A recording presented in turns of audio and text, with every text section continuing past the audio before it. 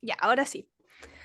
Hola a todos, espero que estén muy bien. Un saludo muy grande a toda la gente que nos ha brindado apoyo en la difusión, sobre todo a la Biblioteca de Medicina por ayuda a la difusión, Biblioteca del Campo de Los Ángeles de Chile, la Universidad de Concepción, Austral del Sur también. Saludos para la gente ingresada de la Universidad de la Pedagogía Nacional de Bogotá, Colombia, la Universidad Nacional de Colombia de Bogotá y también la Biblioteca Vigilio Barcos. Y para los jóvenes de Antártida que vinieron. Súper. Bueno, como ya están viendo en pantalla, estamos muy emocionados. Hoy tenemos a una invitada muy interesante, como más de 25 años de experiencia trabajando en diversas agrupaciones orientadas a la ayuda social general. Eh, bueno, contar un poco de Pilar Pacheco. Ella nació en Santiago de Chile, ¿cierto? Y tuvo una licenciatura en educación especial con enfoque de necesidades especiales de aprendizaje con una mención en inglés de la Florida International University en Miami, Florida. Y, eh, y bueno, ha fundado, se unió a un proyecto nacional para modernización de bibliotecas públicas en Chile, ¿cierto? Y también es parte de la Fundación Gates el julio del 2011. También estudió, ¿cierto? Un magíster, eh, una maestría en Desarrollo y Cultura Organizacional en la Universidad Diego Portales en Chile. Así que tenemos una mujer con una larga trayectoria. ¿Cómo te encuentras hoy, Pilar? Hola, ¿qué tal? Bien, me encuentro bien, contenta, bien, en realidad emocionada de estar aquí en este espacio y de poder tomarme un cafecito o tecito o lo que sea con ustedes y hablar y conocernos. Qué bueno. Antes de hacer preguntas más específicas sobre tu trabajo, ¿nos podrías tú contar un poco sobre el trabajo que haces, un poco cómo llegaste al lugar que estás, tu enfoque, como un resumen un poco de tu área? Bueno, gracias. Primero, gracias por la invitación. Estoy de verdad que bien honrada y esto es una muestra de que las redes sociales, cuando uno las usa bien, funcionan eh, porque aquí estamos conectados.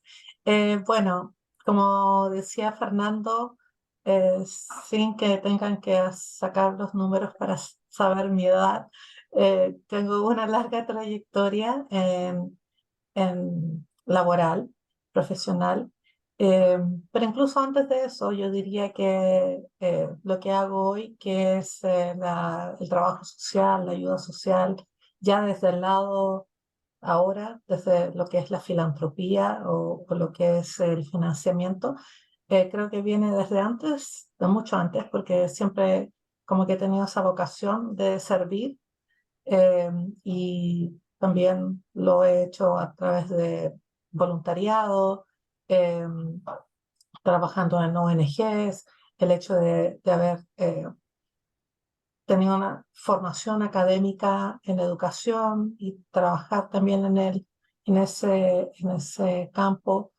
Y creo que todo eso me ha llevado a donde estoy hoy, eh, algo que en realidad no ha sido como lineal, en el sentido de que que yo haya dicho, tengo el plan X y voy a ir del punto 1 al 10 con cada una de las etapas bien marcadas. Creo que algunas cosas se dieron porque estaba en el lugar correcto, en el momento correcto. Y bueno, Claro. y como les digo, por esas capacidades que tengo de, una, el querer servir y el poder ayudar de distintas perspectivas eh, y, y también como esa habilidad como analítica y de solucionar problemas también que me ha abierto puertas y también el ser bilingüe. Así es que, pero bueno, no les quiero contar mucho, es como una breve introducción para que así vayamos conversando y ahondando en distintos temas. Pilar, bueno, nos contaste un poco de la ayuda social, pero queremos que justamente que nos empiece a hablar de eso. ¿Cómo fue que llegaste más bien a la ayuda social en el sector de la filantropía? Sí, bueno, estoy trabajando en este lugar que es la Fundación Bill y Melinda Gates desde el 2011, desde julio del 2011, ya esos años. Y yo diría que llegué ahí porque justamente la Fundación Gates, Bill y Melinda Gates, había financiado un proyecto para modernizar a las bibliotecas públicas en Chile y yo me encontraba trabajando en los primeros inicios de esto que fue un proyecto en algún momento y luego ya pasó a ser un programa de gobierno y era un proyecto financiado por la Fundación Gates. Yo trabajé como coordinadora de capacitación, también se conoce como desarrollo profesional, pero siempre eh, vinculado a lo que era este proyecto en particular, que es el programa Biblioredes, hoy como se conoce en el sistema de bibliotecas públicas en Chile. Y, y era parte de un grupo, el grupo tal vez inicial de este proyecto, que ahora es programa, y a raíz de ese proyecto me fui haciendo conocida en la Fundación Gates, en el equipo que había financiado al entonces proyecto. Y una de las razones, de verdad, lo digo como broma, pero es en serio, el ser bilingüe y el haber sido parte como del equipo directivo, por decirlo de alguna manera, o el equipo núcleo que lideraba el proyecto.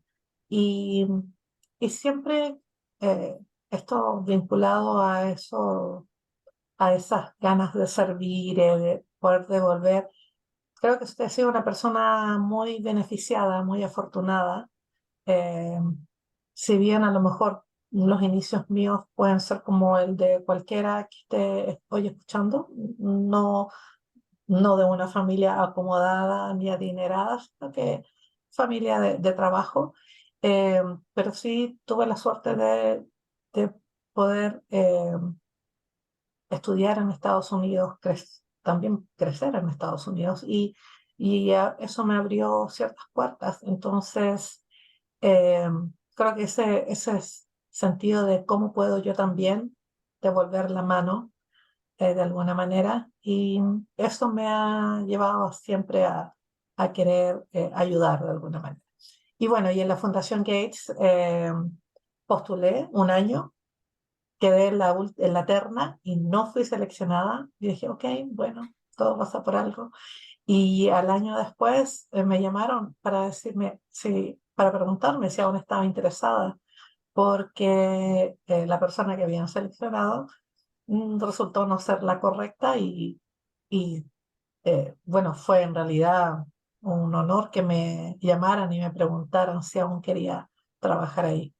Así es que estoy ahí desde el 2011 y trabajando en distintas áreas, financiando distintos tipos de proyectos, pero más que financiando, que es muy importante por supuesto, es como brindando asesoría técnica, acompañamiento, ayudando desde esa perspectiva de desarrollo organizacional a cómo ayudar a las organizaciones o instituciones a que tengan las capacidades o los recursos que necesitan para ser exitosos en el proyecto o programa que estén implementando. Y todo siempre pensando en cómo se benefician las comunidades eh, en como les digo, las distintas áreas en las que he trabajado, desde salud hasta bibliotecas, eh, lo que hago ahora que es gestión de desastres, todo lo que es preparación y respuestas a desastres, siempre pensando en cómo se benefician las comunidades. Por ahí escuché que hay gente de las bibliotecas en Colombia. Me tocó trabajar bastante tiempo en Colombia con el Ministerio de Cultura, con la Biblioteca Nacional, así es que, y creo que visité también la biblioteca Virgilio Vargas, ¿no? En Bogotá. Sí. Sí. Hablando del trabajo que has hecho en biblioteca y todo, sé que has tenido experiencias con la importancia de leer, sobre todo en las infancias de las personas. ¿Nos podrías contar cómo tu experiencia hizo parte de la moderación en estas bibliotecas públicas en Chile y como tu visión de cómo es la importancia de aprender la lectura y fomentar la lectura, sobre todo en la infancia? Sí, claro. Bueno, primero mis respetos a los bibliotecarios, bibliotecólogos, porque yo no lo soy, mi formación es en educación, eh, pero como dices tú, efectivamente la lectura es algo primordial, esencial, y no siempre está, no siempre está bien trabajado desde la infancia misma.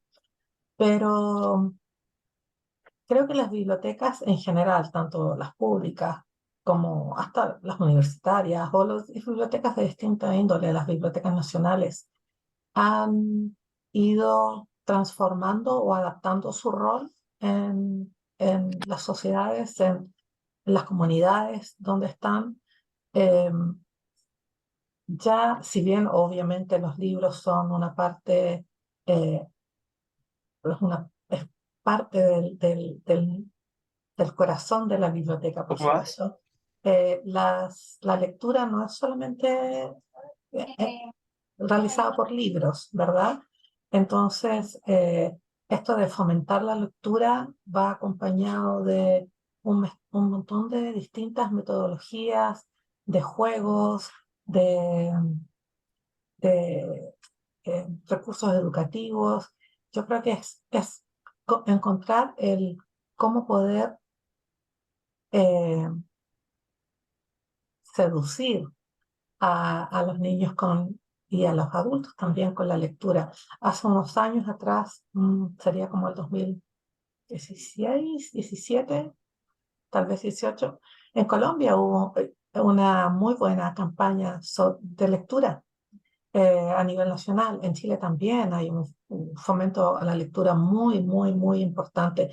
Y creo que eso es en, en parte a que los sistemas nacionales eh, con los ministerios y las políticas públicas han ido cambiando para realmente eh, ir mejorando esa área. Creo que todos sabemos que es muy fácil acceder a las tecnologías cada día, ¿verdad? Cada día es mucho más fácil eso. Y se teme de que por eso mismo tal vez se lea menos. No necesariamente, creo que hay maneras de hacer conjugar ambas.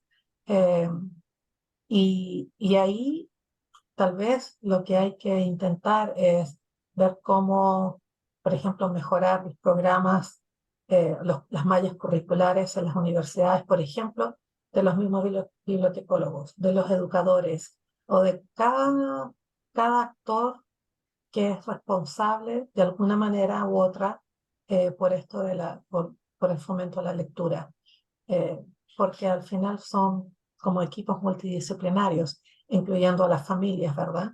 Pero creo que es algo que sí también pasa por tener políticas públicas que entiendan y que, que vayan realzando lo que es el fomento lector. Y yo creo que en los países de América Latina, en varios sí hay mucho trabajo que se hace en ese aspecto y bueno, digo, Chile y Colombia como ejemplo solamente, pero hay muchos países que sí están haciendo un buen trabajo y también incorporando la tecnología a lo que es el fomento lector, porque hay que ir adaptándose también. Claro. Eh, Entre las cosas que, claro, la gran mayoría de estos proyectos han sido igual enfocados a muchos que son las ciudades. Y me acuerdo que hace no tantos años atrás en Chile hubo un estudio, o sea, más que un estudio, como un censo sobre las personas analfabetas. Y claro, la gran mayoría eran personas de bastante edad, pero que vivían justamente en pueblos o lugares no tan cercanos a ciudades.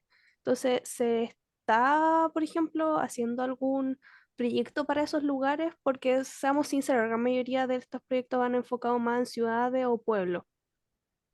Em, sí, yo creo que ahí pasa por ejemplo, en Chile el Sistema Nacional de Bibliotecas Públicas, eh, eso ahí lo ha ido trabajando mucho. Si tú miras la red de bibliotecas públicas, hay bibliotecas públicas en los lugares más aislados de Chile. Y lo que se intentó hacer a partir del 2002 más o menos es poder introducir la tecnología y hoy en día es muy común entrar a una biblioteca pública y ver computadores que están conectados a Internet. Eso no era así hace 20 años atrás, Claro. 25 años atrás, 15 años atrás tal vez. Entonces yo creo que por ahí va, o sea, uno al sur de Chile y hay bibliotecas donde hay programas maravillosos de lectura, pero también de tecnología.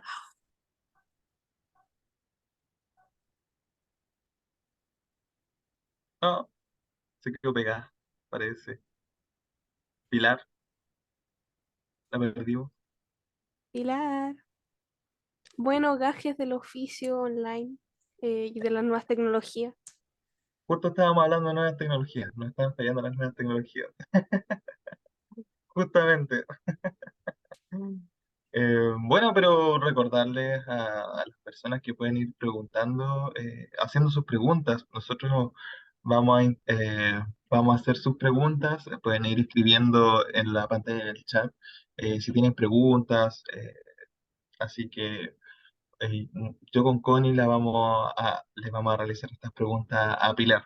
Así que aprovechen de juntar sus preguntas, aprovechen de hablar, de enviar saludos, como dice Víctor acá. Oh, volvió. Hola, hola Pilar. Sí, está conectando audio. Sí, ya, Sí, ok. ahora sí. Disculpen, se me fue la batería del No, pues, computador y las Tranquila, estaba nuevas está tan, tecnologías. bien. estaba tan entusiasmada. Les decía de que ahora en realidad es cierto que todavía hay mucho por hacer en lo que es llegar a la ruralidad, pero sí creo que por lo menos en Chile, que es el caso que conozco mejor, hay, o sea, tú vas a Visviri y hay una biblioteca pública que está conectada a Internet, que tiene computadores, que tiene una colección de libros y material eh, que está de acuerdo a las necesidades de esa comunidad, porque también eso es importante, no tener una colección genérica. eh, Pueden haber títulos que sean genéricos a nivel nacional, regional, mundial, pero también las colecciones se tienen que ir adaptando a las necesidades de las personas de esas comunidades. Eh, y como les decía anteriormente, todo lo que tiene que ver con fomento lector o cualquier tipo de actividad en las bibliotecas públicas es un trabajo que se hace con todos los actores responsables, no solamente los encargados o jefes de bibliotecas o personal de bibliotecas. Y la comunidad misma se tiene que también tomar esos espacios. Sí, siempre es complejo llegar a las zonas rurales. Por ejemplo, y llevar la ciencia igual a las zonas rurales, igual es bastante complejo, no es algo fácil de hacer y comunicar esa ciencia de manera sencilla, igual es bastante complicado. También quiero destacar acá que por lo menos en la región de Biobío, donde somos la mayoría de la Liga de la Ciencia donde se fundó la Liga de la Ciencia. Eh, Dentro de esta región eh, se fomenta la escritura y la lectura con el programa que se llama Ciencia, o sea, perdón, Bio Bio en 100 palabras, que antes se llamaba Conce de Ciencia, o sea, Conce en 100 palabras, y bueno, nosotros igual nos sumamos en un momento a ello en hacer ciencia en 100 palabras. Así que igual sorteamos, realizamos 2 años seguidos en Ciencia 100 Palabras, donde nos enviaban su escritura justamente en 100 palabras. Y volviendo, Pilar, con la entrevista, y justamente estábamos hablando del acceso a la lectura, ¿cierto? Al acceso a nuevas tecnologías y no solamente algo que pasa acá en Chile, en las zonas rurales, sino que también pasa en América Latina. O sea, ¿crees que podría explicarnos alguna solución? ¿Hay alguna solución a la vista podamos disminuir esta brecha? en- ¿Podemos disminuir esta brecha de alguna forma? Eh, Soluciones tal vez eh, pasa por un conjunto de cosas. Yo creo que, a ver, los, todos los gobiernos a distinto nivel, nacional hasta lo más local, son elegidos por las personas, ¿verdad? Sobre todo en lo que son las municipalidades, las comunas, donde haya la posibilidad de hacer incidencia con las autoridades, yo creo que la comunidad necesita hacer eso, porque al final eh, somos nosotros como ciudadanos los que estamos, ellos trabajan para nosotros, y yo creo que eso hay que entenderlo y hay que tratar de cultivarlo. Em, ¿En qué sentido lo digo? Porque los programas, los proyectos son muy bonitos, hacen cosas muy buenas, pero si no están las políticas públicas necesarias para fomentar algo, para apoyarlo, o no hay el financiamiento, los recursos que se necesiten para que un proyecto deje de ser un proyecto y se pueda institucionalizar, o pueda pasar a ser un programa, entonces van a seguir siendo proyectos que a veces no son sostenibles en el tiempo. Entonces, creo que una de las soluciones es que las personas se organicen y exijan servicios acorde a los tiempos en que estamos. Em, por muy desconectados que estemos geográficamente, o sea, hay, el acceso a la tecnología a través de los celulares, por ejemplo, es mucho más común de lo que pensamos. Entonces, ¿cómo se pueden hacer programas a través de los servicios móviles, de las redes sociales? Entonces, tenemos que ser más creativos. Em, no solamente pasa por ir a un lugar físico, como una biblioteca, como un centro comunitario, si bien somos sí, que lo hemos comprobado con lo de la pandemia. Sí es importante estar en el cara a cara y en proximidad. Sí podemos funcionar a través de la tecnología. Y así como ahora, acabo de tener un problema con mi computadora, estoy conectada a través del teléfono. Entonces, cuando las instituciones, las organizaciones que se dedican a, por ejemplo, el fomento de la lectura, pueden incorporar el uso de la tecnología, eh, algo tan simple como el teléfono. Yo creo que sí es posible llegar a más personas en los lugares rurales, pero sí tiene que haber un trabajo con las autoridades, con los gobiernos, con los gobiernos locales, y porque muchas veces puede ser que el apoyo viene de arriba hacia abajo, del ministerio, la subsecretaría, o sea, la dirección, o también puede ir de abajo hacia arriba, que desde las comunidades locales se organicen o den ejemplos, si al final nosotros somos los números de votantes quienes elegimos a las autoridades. Entonces, creo que ahí a veces falta un poquito más de educación cívica para nosotros ser más conscientes sobre ese rol importante que jugamos. Mm. Em, Conectando con el hecho de que trabaja en la fundación y que tú eres una de las que ve el proyecto de manera un poquito más general, ¿nos podrías contar sobre algún proyecto, aparte del de la lectura que hemos estado hablando, el cual te haya impactado de alguna manera en específico, ya sea por alguna historia que viste o porque realmente el proyecto te llegó y específicamente en qué trabajaste para que ese proyecto pudiera salir. A ver, mira, en la fundación donde estoy ahora, en la Fundación Bill y Melinda Gates, yo he tenido la verdad que eh, la suerte, pero también me he ganado el espacio eh, de trabajar en distintas áreas, siempre como oficial de programas. Y como oficial de programas quiere decir de que yo hago una vez que selecciono un proyecto para financiar, acompaño a esa organización y trabajo con ellos para que sean exitosos.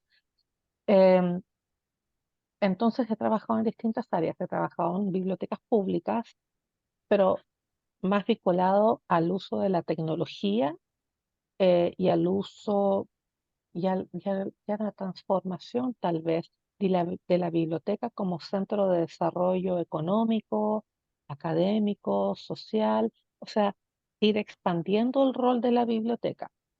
Eso yo creo que, porque sí, estoy muy de acuerdo y defiendo mucho el que la biblioteca sea el centro lector o que fomenta la lectura desde su ámbito, pero también lo hacen las bibliotecas escolares, los centros educativos.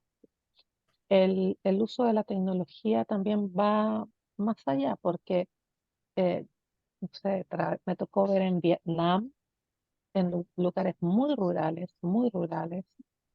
también en la India, donde ni siquiera tienen mesas las bibliotecas, o sea, en realidad tienen hasta pocas paredes.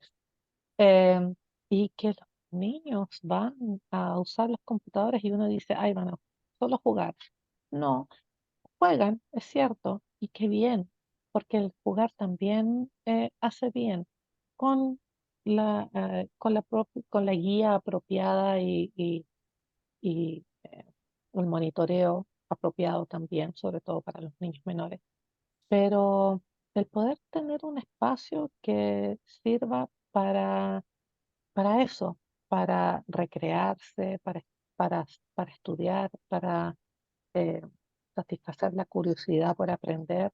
Y eso lo encuentro muy bonito. Me ha tocado ver muchos lugares así donde eh, poder ver personas, niños, jóvenes con muy pocos recursos usando el espacio de la biblioteca como su hogar, como el lugar donde tienen acceso a toda esa información que eh, no necesariamente tienen acceso a diario. Y información y, como les decía, juegos, qué sé yo. Eso por un lado. También me tocó trabajar en el área de equidad de género Mm. en la Fundación Gates. Y ahí un proyecto, y ahí ya pasé a otra área totalmente distinta. em, pero ahí voy encadenando un poco las cosas.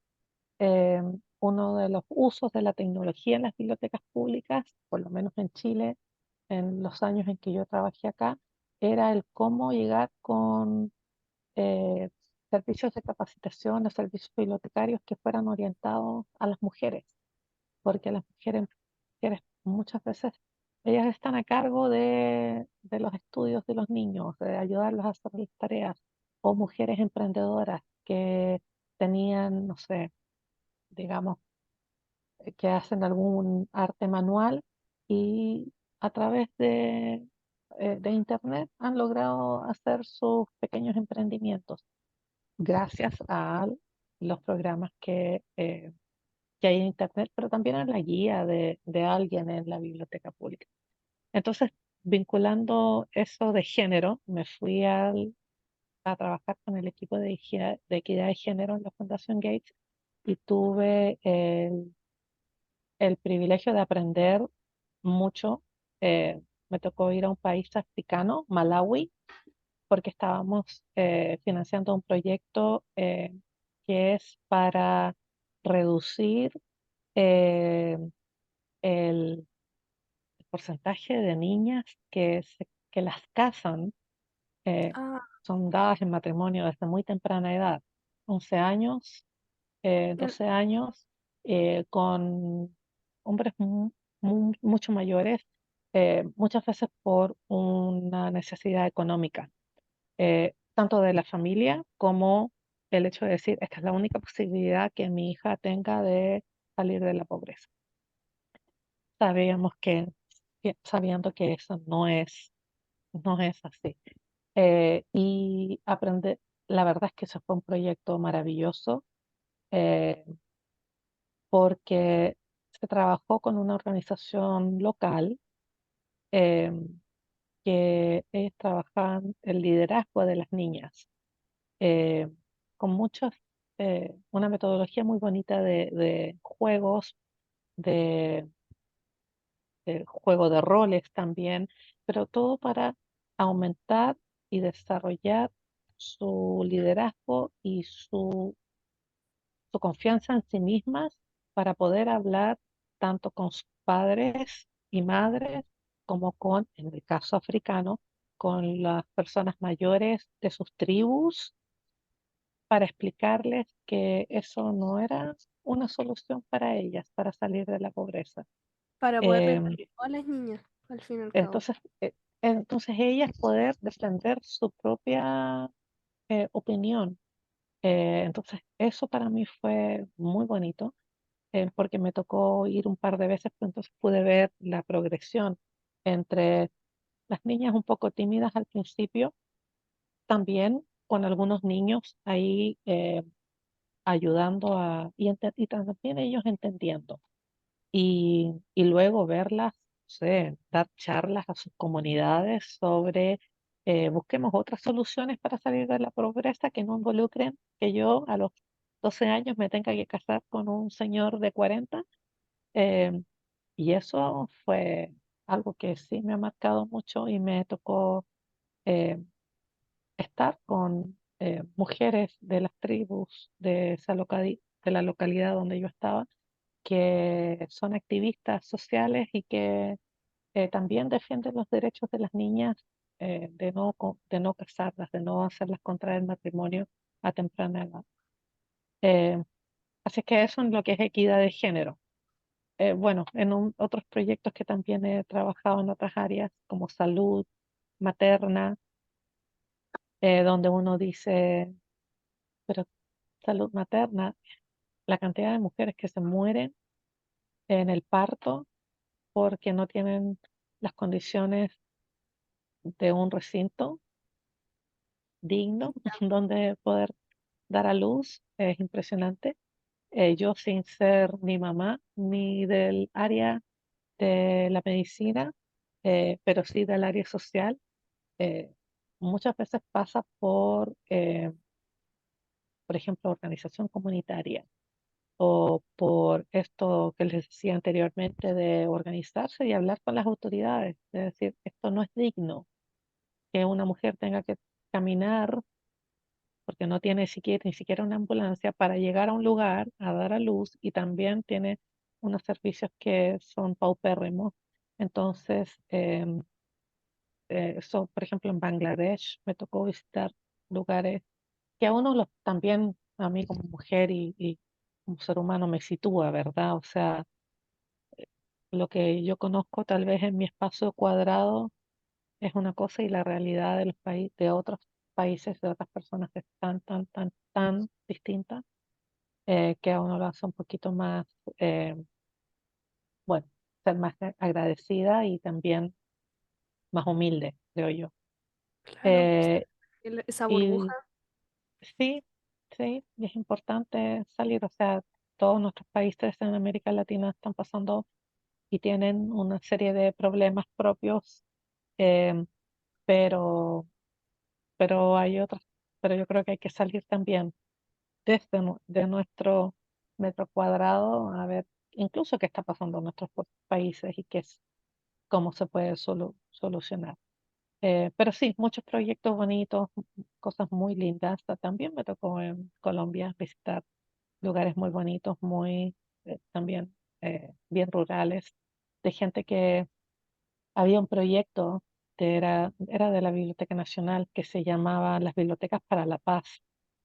Si hay alguien de Colombia conectado, tal vez se acordarán. Y me tocó visitar una localidad, no, ya ni recuerdo los nombres de los lugares, pero sí salí desde Cali hasta llegar a como a las montañas, lugares perdidos, lugares, y había lo que hacía la Biblioteca Nacional con esto de las bibliotecas para la paz era instalar una, unos 10 computadores con Wi-Fi de estos laptops eh, y, transformar, aunque fuese por unos días, la biblioteca en un centro para todo el mundo y darles una vida eh, distinta y oportunidades distintas y eh, muy bonito, proyectos muy lindos. He tenido, la verdad, como les digo, mucha suerte de ver cosas lindas eh, dentro de lo no muy lindo que a veces me toca ver en los lugares donde voy. Mm. Bueno, Wow. sí, es bastante increíble lo que se puede vivir en otros países. De repente uno está ajeno a esa realidad que puede estar pasando. O sea, aquí en Chile ya creo que ya no, bueno, de por ley ya las niñas de 11 de 12 años no se pueden casar con alguien mayor. Entonces es bastante complejo y bastante Sí, difícil y bastante ajena a esa realidad que tenemos. exacto. Sí, No, por supuesto. sí. Pilar, bueno, antes de continuar con nuestra entrevista, te quiero hacer dos preguntas.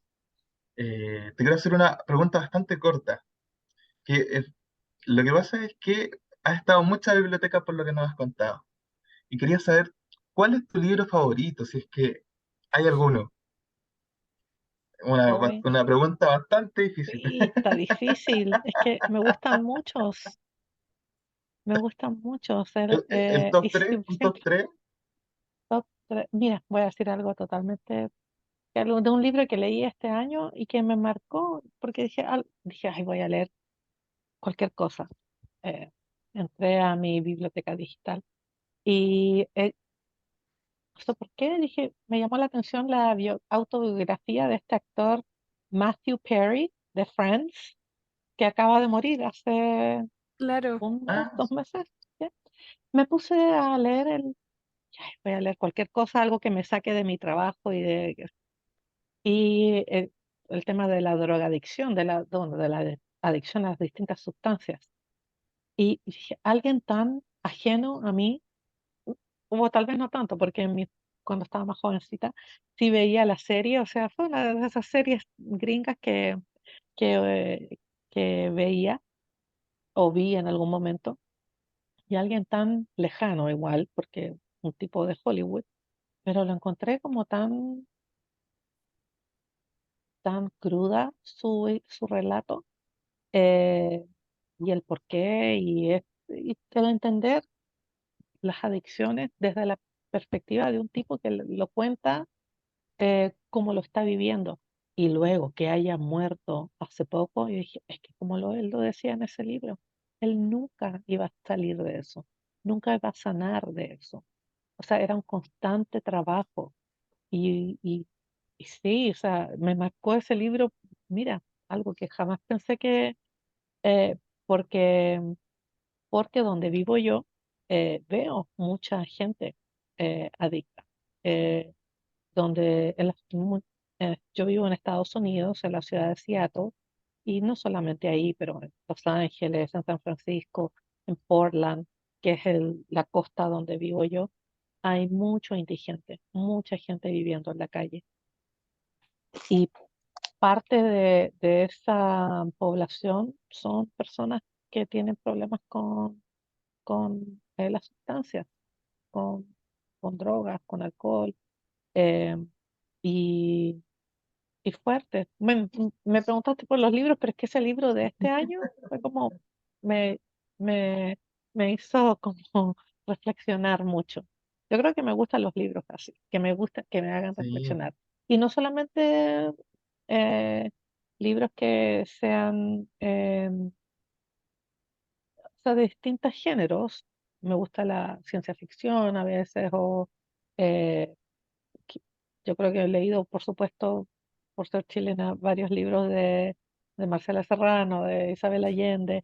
Algo más contemporáneo, no he leído a lo mejor cosas más en inglés, em, pero sí, de todo un poco. Sí, me gusta estar leyendo. Y ahora que también, gracias a la tecnología, están los podcasts o los libros en Los audio, audiolibros.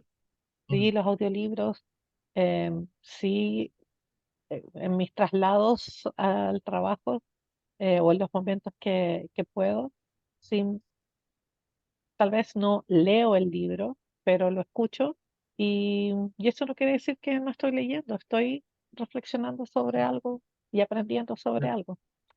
Sí, es verdad. Bueno, y ahora voy a hacer la última pregunta volviendo a lo que tú estás trabajando. También decirle a nuestro público que nos está viendo, a nuestro público asistente, que aprovechen de escribir las preguntas, que posterior a esta pregunta prometimos que te vamos a hacer unas preguntas de las personas o de nuestro público. Bueno, también nos estabas contando que has trabajado en distintas áreas y una de las áreas es el área humanitaria y de gestión de riesgo, igual. Nos hemos Sí, enterado. Y queremos saber cómo ha sido la experiencia de esa área, qué tan importante es y qué nos puedes contar desde esa área con la relación con los efectos del cambio climático. sí, bueno, es como les decía, he trabajado en varias áreas de la fundación, distintos tipos de programas, las bibliotecas, salud, salud materna, equidad de género, hasta que llegué a lo que es el área de humanitaria. Y siempre recuerdo un colega colombiano, recuerdo, que yo llegué a reemplazarlo y él me dijo, una vez que llegues al área humanitaria no te vas a querer ir nunca más. Y como yo ya estaba así como 4 años aquí, 2 años acá, yo dije, aquí, 2 años y me voy. Ya llevo cuánto, desde el 2018. Y es un área que en realidad, eh, bueno, su quehacer, ¿verdad? Lo que tiene que ver con gestión de desastres, es, siempre hay algo pasando, tal vez lamentablemente. Em, no solamente los desastres que son causados por factores naturales o climáticos, por ejemplo, factores naturales como el terremoto, ¿verdad? Las fallas geológicas o tifones, ciclones, huracanes, em, eh, inundaciones, sequías, em, también, bueno, la salud pública ha tenido sus propias emergencias. Bueno, tuvimos el COVID, la pandemia, hay en países africanos, en Centroamérica, hay mucho dengue, y esas enfermedades, si bien son, yo diría que están presentes siempre, hay momentos en que son emergencias públicas, de salud pública. También se consideran en el área humanitaria. El área humanitaria es un área fascinante em, porque si bien podría ser muy fácil que los gobiernos, sobre todo los gobiernos de países de altos recursos, ingresos altos, o organizaciones como la Fundación Gates dijeran, cada vez que hay una emergencia, un desastre, aquí hay dinero para que puedan responder a las necesidades del momento. Hay tantas emergencias en el mundo que las Naciones Unidas, la Oficina de Reducción de Riesgos de Desastres, eh, ellos publican todos los años lo que se llama lo sé en inglés, a ver si lo puedo traducir al español bien. En inglés es el Humanitarian Overview, que es como la visión general del sistema humanitario. Y ahí te dice más o menos cuáles han sido los costos en general, cuáles son las necesidades financieras para dar respuesta a distintos eventos que hay en el mundo. No hay suficiente dinero en el mundo para cubrir las necesidades. Mm. Em, ¿Y qué ha pasado? Es que por el cambio climático está tan errático el poder predecir. Ahora podemos predecir un poquito, mucho mejor en realidad, un poquito por la tecnología y podemos decir ya, la corriente del Niño que está afectando ahora va a producir sequías en el hemisferio sur, o inundaciones, se puede predecir eso. Entonces, más que predecir es trabajar en cómo estar mejor preparados los países para que cuando venga el desastre, porque no los vamos a parar, puedan responder rápidamente, de manera eficiente, efectiva, para que luego puedan reconstruir, si es que hay que hacerlo, también de manera más eficiente y reconstruir mejor. Entonces, es impresionante lo que el cambio climático está haciendo. Yo creo que no nos damos cuenta. Lo hablamos, decimos, sí, o cuando tenemos un día de, ¿cómo que fue que pasó en Brasil hace poquito? Unas altas temperaturas que tuvieron, Ah, sí. como 50 grados, algo así como en esta época, qué Sí, extraño. Y lo hablamos y decimos, oh, qué terrible el cambio climático. Pero luego seguimos haciendo lo que hacemos todos los días, que es contribuir a que se siga deteriorando eh, el mundo. Eh, pero cuando me toca ver, no sé, en lugares donde lo hablábamos con unos colegas de Mozambique, hace 15 años atrás ellos tenían les dicen ciclón, un ciclón al año, dos tal vez. Ahora ya desde el 2000, sí, como 18 en adelante, ya ellos ya tienen temporada de ciclón. Ya saben que van a haber ciclones desde marzo hasta junio, más o menos, y que van a tener más de uno. Cuando eso antes era así como tal vez uno o dos al año, y ahora ya tienen su periodo de temporada. Entonces, yo creo que ahí es donde nos damos cuenta que el cambio climático está haciendo estragos. Entonces, ya no se habla bueno, se habla de la adaptación al cambio climático, ¿verdad? Entonces, eso pasa por también estar, como les decía, preparados los países, tanto en sus instituciones de gobierno encargadas de estos temas, pero también las organizaciones sociales que trabajan, el sector privado, la academia, porque pueden haber muchos estudios. Yo estamos financiando un proyecto en Honduras, es el Instituto de Ciencias de la Tierra, el Instituto Hondureño de Ciencias de la Tierra, que es parte de la Universidad Nacional Autónoma de Honduras, y ellos hicieron algo muy sencillo, tal vez sencillo, que es cómo poder medir y evaluar las capacidades de respuesta de las municipalidades. Y yo empecé a buscar, a buscar. La verdad es que eso no existía. Hay algunos instrumentos que son tan difíciles de usar que nadie los usa. Y esto es una metodología bien sencilla y que arroja información bien interesante. Y la financiamos para entender cómo era este proyecto, de qué se trataba, qué utilidad tenía. Entonces ahí nos asociamos con las universidades, en este caso en Honduras, y ya esta metodología se va a usar en Mozambique, en Camboya, en Camerún, en Bangladesh, o sea, algo que salió de paisitos de Centroamérica, se está multiplicando.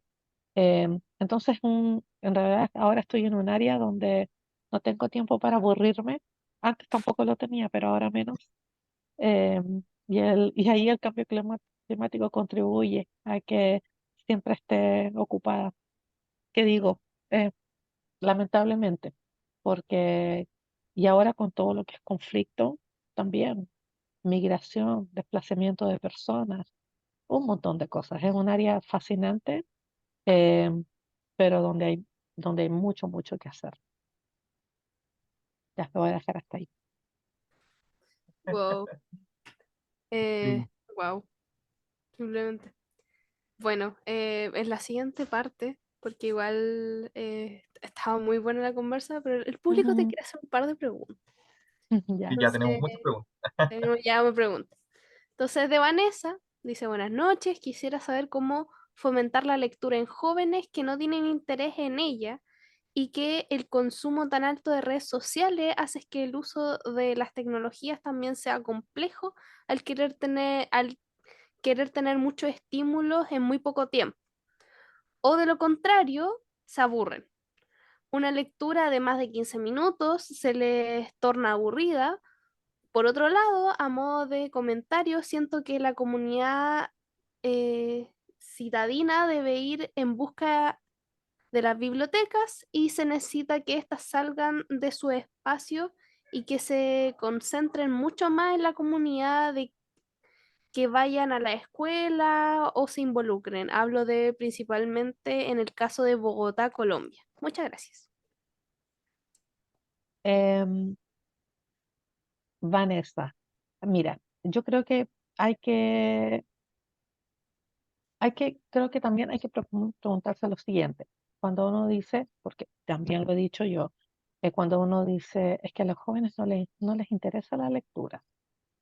em, ah, yo creo que una de las cosas que me encantaría hacer y que he visto también que se hace es hagamos un focus group con los jóvenes para entender cuáles son las razones, más allá de efectivamente que es real, se está leyendo por periodos muy cortos.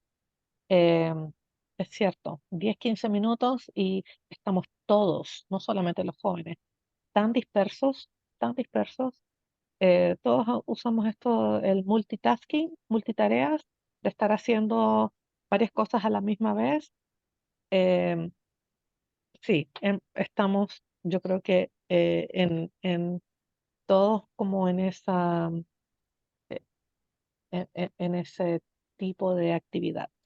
Entonces te decía, haría como, trataría de ir por ese lado, tanto un establecimiento educacional como la biblioteca pública, la biblioteca académica o escolar, es preguntar cuáles son los intereses de los jóvenes, porque pasa que se,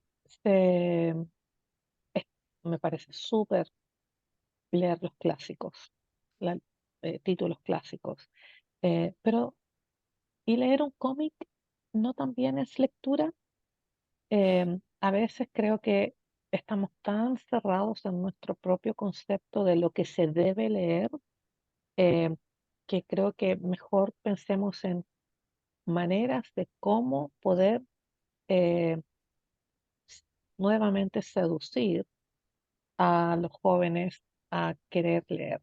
Entonces, tal vez, por ejemplo, leer recetas de cocina para luego cocinar algo rico en un grupo.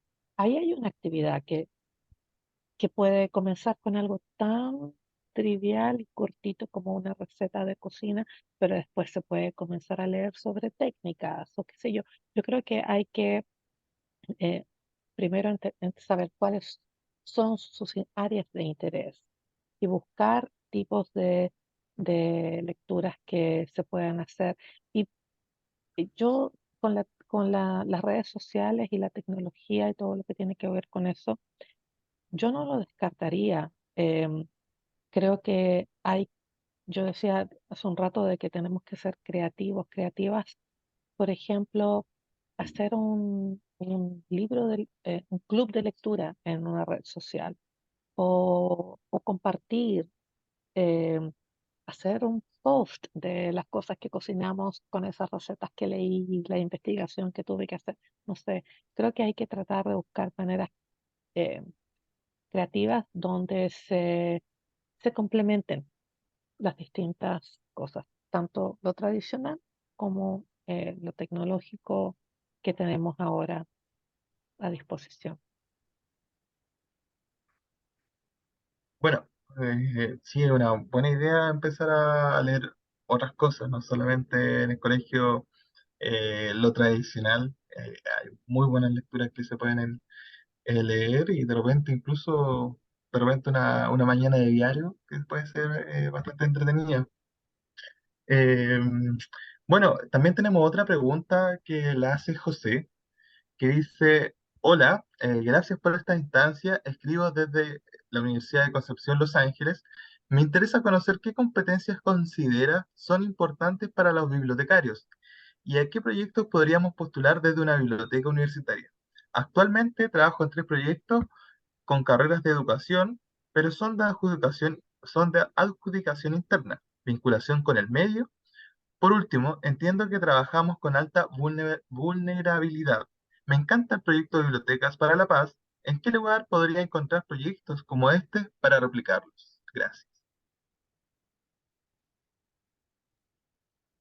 Eh, Pucha, hace tiempo que dejé de trabajar en bibliotecas, así que no sé qué tan vinculada sigo a dónde encontrar información de proyectos o de financiamiento, pero em, mira, yo creo que en Chile lo que es bibliotecas públicas está bien organizado. Está el Sistema Nacional de Bibliotecas Públicas, que si lo googleas lo vas a encontrar. Las bibliotecas escolares también tienen una buena red en Chile. Eh, Antiguamente, cuando yo vivía en Chile, se llamaban em, centros de recursos de aprendizaje, me parece, que les llamaban los CRA, CRA. Pero las bibliotecas académicas, em, ahí no sé cuál es la red que las reúna. Sí, internacionalmente puedes buscar información en lo que es mira, en inglés se llama la International Library Association, International Federation of Library Association, la Federación Internacional de Asociaciones de Bibliotecas. Y ellos tienen eh, de todos tipos de bibliotecas y una de ellas obviamente es la académica. Y ahí hay un montón de recursos que yo creo que te pueden ayudar. En cuanto a las competencias, yo creo que hay que pensar, el bibliotecario, la bibliotecaria, el bibliotecólogo, yo creo que ha ido evolucionando, como todas las carreras, como todos nosotros, ¿verdad? Porque nos hemos tenido que adaptar a estos cambios, como el de la tecnología, como lo de las redes sociales. Si antes uno decía, no sé, con que sepa el sistema DUI y que eh, pueda ordenar una biblioteca bonita, está todo hecho y no sé, y tener una colección bien ordenada. Ahora el bibliotecario es mucho más que eso. Eh, los bibliotecarios, las bibliotecarias son animadores de lectura, son, trabajan comunicadores. eh, yo creo que tienen que también tener el servicio de vocación, de servir, esa vocación de querer servir a la comunidad. Son gestores, hacen proyectos, eh, se vinculan eh, con sus gobiernos locales. Yo creo que eso es importantísimo. El saber hacer marketing propio y de los servicios que prestan. Yo creo que las competencias son variadas y son las competencias que cualquier profesional de hoy, moderno, eh, debe tener. Pero sí, yo creo que las habilidades blandas y eso de vincularse con la gente y como por ahí decías, como salir, ¿verdad? Salir de la biblioteca y estar bien vinculado con la comunidad, eso es importantísimo. Voy a tratar de hacer mis Em, respuestas más cortas. está bien, así da más contexto a las cosas. Em, una pregunta que se nos había quedado en el tintero es, y que encuentro que sería interesante. em, s- s- Sabemos que has diseñado algunos proyectos o también has visto muchos proyectos y probablemente has retroalimentado proyectos que has visto. ¿Cuál es el aspecto que a la hora de diseñar algún proyecto tú ves que normalmente la gente falla? ¿Qué consejos le darías a las que trabajan en ONG o en fundaciones a la hora de diseñar un proyecto como punto importante en esta, a tener en cuenta, por ejemplo? Ok, esa es mi especialidad, porque leo muchos proyectos y tengo que retroalimentarlos y tengo que seleccionar eh, para poder, para poder ver qué vamos a financiar. Entonces, ¿qué busco? Es saber cuál es el impacto. Y eso quiere decir, por ejemplo, qué va a ser mejor o cuáles van a ser los cambios que, que van a suceder una vez que este proyecto termine o el periodo de este proyecto termine. Porque muchas veces se escribe mucho y muy bonito y digo, ¿y qué estamos tratando de hacer con esto? ¿Cuál es ese cambio y cómo lo vas a medir? ¿En qué sentido? Siempre hago la pregunta esta cuando estoy entrevistando a las personas que han redactado proyectos. Siempre les digo, ¿cómo describes el éxito de este proyecto? ¿Cuál va a ser el éxito de este proyecto y cómo lo vas a demostrar? Con datos eh, cuantitativos y cualitativos, ¿verdad? Em, Hay que tener buenos indicadores para medir el éxito, los resultados. Eso es importantísimo. El tener un buen plan de indicadores de gestión, pero también indicadores de impacto. Eh, si yo digo al final de este proyecto X cosa va a mejorar en este porcentaje o vamos a tener un sistema que antes no estaba, eh, yo creo que antes no existía, por ejemplo, yo creo que eso es importante, se falla mucho en explicar cuál va a ser el impacto, sobre todo si están buscando financiamiento de fundaciones o de organizaciones privadas. Va a sonar duro lo que voy a decir, pero uno quiere saber por qué estoy pagando, qué es lo que el dinero que vamos a otorgar, qué es lo concreto que va a financiar, no tanto en actividades, porque las actividades pueden cambiar en el transcurso de un proyecto. Uno escribe un proyecto en un momento del tiempo y a medida que lo va implementando dice, esa actividad ya no tiene sentido, hay que hacer esta otra, para poder alcanzar el resultado al que quiero llegar. Entonces, a veces estamos muy, muy enfocados en las actividades sin explicar bien cuál es ese resultado al que quiero llegar, cómo se va a beneficiar la comunidad, pero sobre todo cómo voy a demostrar que se llegó a ese resultado, cómo voy a medirlo. Entonces, eso es esencial. Y lo segundo, cómo se va a sostener en el tiempo. Y a lo mejor no hay una idea clara en un principio, pero sí tiene que haber al menos una promesa de que eso va a ser algo que se va a trabajar en el proyecto, generar un plan de sostenibilidad, porque nadie, ninguna fundación, ningún donante, organización internacional que financie proyectos no quieren financiar cosas en perpetuidad, a menos que sea solamente un proyecto que tiene principio y fin y que ya después no va a existir más. Pero si realmente es algo que podría tener eh, impacto a largo plazo, debe de alguna manera tener un plan de sostenibilidad. Y en algunos casos pasa por eh, hacer partícipe al sector privado, al gobierno, que también pueden aportar recursos de distinta índole, no solamente financieros, pero sí un plan de sostenibilidad. Esto es importante. Mm, Mis dos consejos principales. está bien. Bueno, haciendo igual honor al tiempo, para que tú también puedas disfrutar tus vacaciones. Y viendo que ya no hay más preguntas a la gente, queremos agradecerte a ti, por de nuevo estar en esta instancia, agradecer a toda la gente que ha venido a escuchar, y hacer preguntas.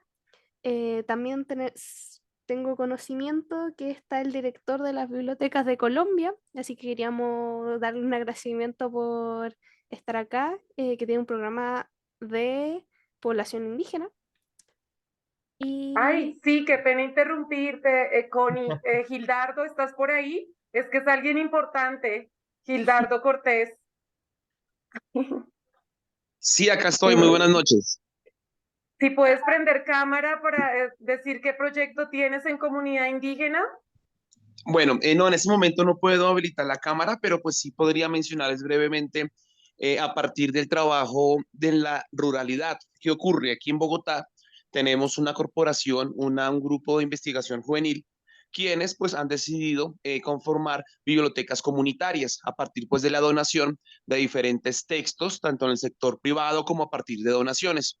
Dichos textos pues se han llevado a poblaciones vulnerables en el caso de la ciudad de Bogotá, también en una de de los departamentos con mayor población indígena, como es el departamento del Cauca. Entonces, sí ha dialogado con las comunidades indígenas. Ellas nos han, pues obviamente nos han facilitado el espacio logístico y locativo, y pues allí hemos llevado los libros y pues hemos logrado a partir de talleres vincularnos con la comunidad, pues para fomentar la práctica de la lectura. Obviamente hasta ahora estamos empezando y pues es un proyecto que poco a poco se está consolidando.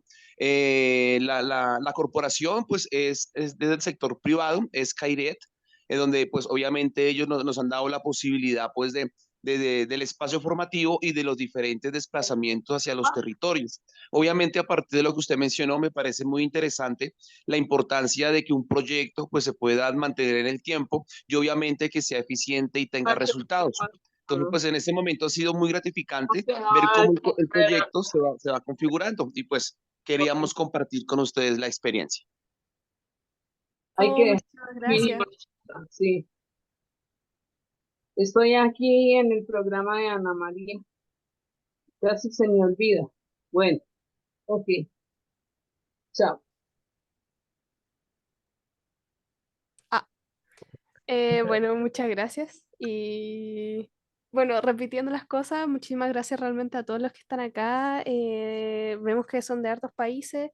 Muchas gracias, Pilar, en serio, por esta instancia. Aprendimos muchísimo y creo que toda la Por gente que supuesto. estamos acá. Y esperando que se encuentren muy bien. No sé si tienes algunas palabras, Fernando. Sí, o sea, primero agradecer también a alguien que siempre nos apoya de la biblioteca, que el Eduardo Montaner, que siempre nos presta la biblioteca para hacer entrevistas, siempre nos apoya en muchas actividades en la Universidad de Concepción, el encargado de la biblioteca de Ciencias Físicas y Matemáticas, así que le mandamos un saludo a él también, por apoyarnos siempre en distintas actividades. También agradecerte, Pilar, enormemente por participar en nuestra entrevista, por saber de tus proyectos, quedamos encantados. eh, de que nos cuente toda esta experiencia y de salir un poco ya de nuestra burbuja, como dijo Connie. Así que de verdad agradecerte y bueno, cuéntanos unas palabras finales. Gracias. Bueno, gracias a ustedes de verdad por la invitación, porque por la persistencia. Y bueno, muy honrada, de verdad, aunque no nos podamos ver, sé que hay gente que está escuchando y que va a quedar esto grabado. Y es bonito poder compartir de lo que a uno le ha tocado vivir y lo que le ha tocado como experiencia laboral y que, bueno, en mi caso está muy vinculado a cómo soy yo como persona, ¿verdad? Entonces, y lindo poder compartirlo con gente joven que, que también está con ganas de aprender de hablar y establecer diálogos. Así que contenta por eso y agradecida por el espacio, de verdad. Muchas gracias. Muchísimas No, gracias a mucho. todos por ver, muchas gracias Pilar. Y con esto damos finalizada la entrevista para que para la grabación. Gracias. Y muchas gracias a todos por ver. Y bueno, agradecer a Ana María Mm. también. Sí, que siempre La está Sí, atrás entrevista. de todo. Sí. gracias. Que estén bien.